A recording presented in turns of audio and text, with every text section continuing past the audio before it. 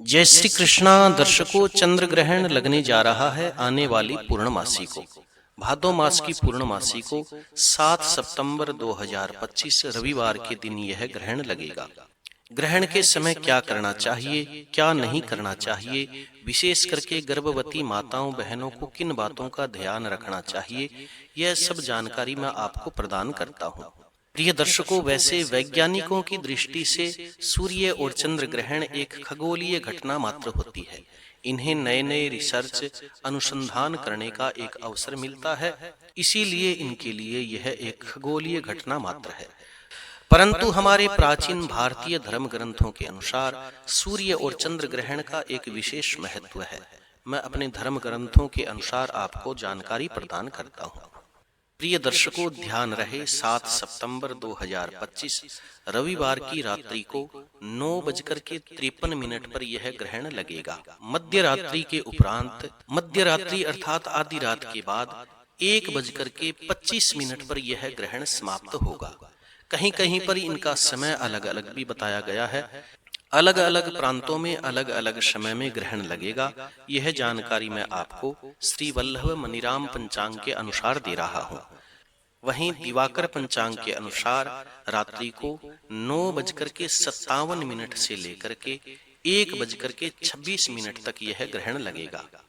ग्रहण का समय विशेष करके याद रखें, रात्रि 9:53 से लेकर के 1:25 तक ग्रहण रहेगा। इस बात का ध्यान रहे, चंद्र ग्रहण का सूतक 9 घंटे पहले प्रारंभ हो जाता है, अर्थात 7 सितंबर 2025 रविवार को दोपहर 12:53 से ग्रहण का सूतक प्रारंभ हो जाएगा। सूतक प्रारंभ होते ही समस्त भारत देश के, हमारे देश में सभी मंदिरों के कपाट बंद हो जाएंगे। मंदिरों के कपाट बंद होने का कारण यह है कि सूतक काल और ग्रहण काल के अंदर कोई भी पूजा पाठ आदि कार्य संपन्न नहीं होता, मंदिर की मूर्तियों के दर्शन नहीं होते, स्पर्श नहीं किया जाता, इसलिए समस्त मंदिरों के कपाट बंद हो जाएंगे। ग्रहण काल रहेगा 9:53 से लेकर के 1:25 तक। ग्रहण की पूरी समय अवधि रहेगी 3 घंटा 29 मिनट, अर्थात ये सारा ग्रहण 3 घंटे 29 मिनट तक रहेगा। दर्शकों, अब हम जानते हैं ग्रहण काल में क्या नहीं करना चाहिए। ग्रहण के सूतक तथा ग्रहण काल में स्नान करना चाहिए, दान करना चाहिए, जप करना चाहिए, पाठ करना चाहिए, मंत्र जपना चाहिए, स्तोत्र का पाठ करना चाहिए, मंत्र सिद्ध करना चाहिए, किसी भी तीर्थ में स्नान करना चाहिए, भगवान का इष्ट देव का ध्यान करना चाहिए, हवन इत्यादि शुभ कार्यों का करना कल्याणकारी ग्रहण के समय बताया गया है।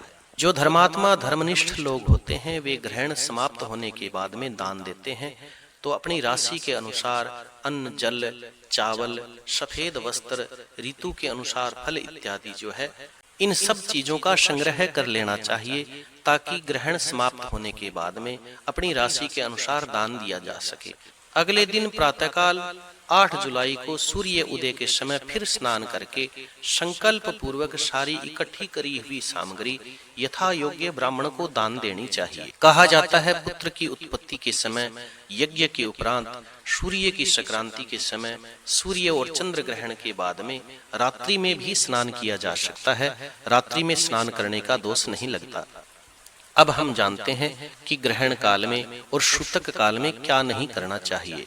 सूतक एवं ग्रहण के समय में किसी भी मूर्ति का स्पर्श नहीं करना चाहिए, अनावश्यक खाना पीना नहीं करना चाहिए, मैथुन नहीं करना चाहिए, निद्रा अर्थात नींद नहीं लेनी चाहिए, नाखून, बाल इत्यादि नहीं काटने चाहिए, तेलाभ्यंग अर्थात तेल मालिश भी नहीं करनी चाहिए, झूठ कपट नहीं बोलना चाहिए, वृथा अलाप नहीं करना चाहिए। यहाँ तक लिखा है कि मूत्र विसर्जन अर्थात पेशाब करने से भी परहेज करना चाहिए। ग्रहण शुरू होने से पहले ही खाने पीने पर नियंत्रण कर लेना चाहिए, ताकि हमें ग्रहण के समय, ग्रहण काल के अंदर पेशाब इत्यादि करने न जाना पड़े।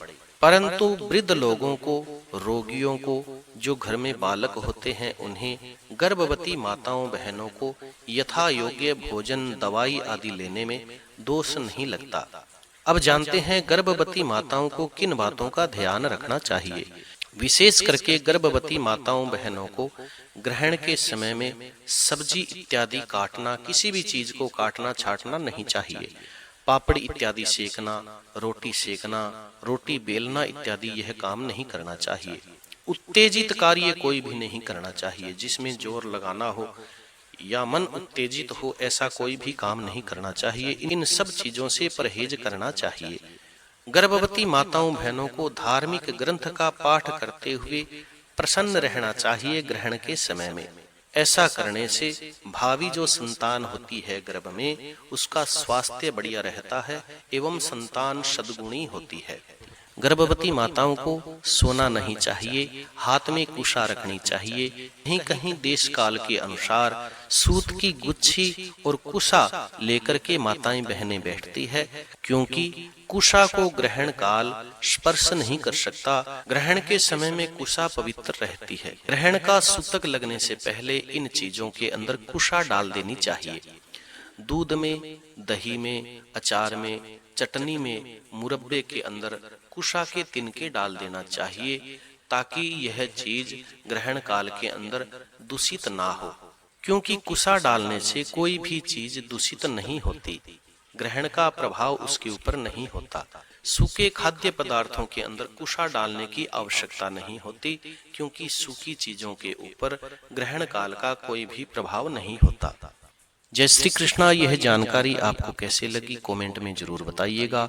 जो लोग इस चैनल पर नए हैं वो चैनल को सब्सक्राइब करिए, ताकि और आने वाले व्रत कथाएं, विधि, महात्म्य, ग्रहण इत्यादि की जानकारी आपको प्राप्त होती रहे। जय श्री कृष्णा, जय श्री सीताराम।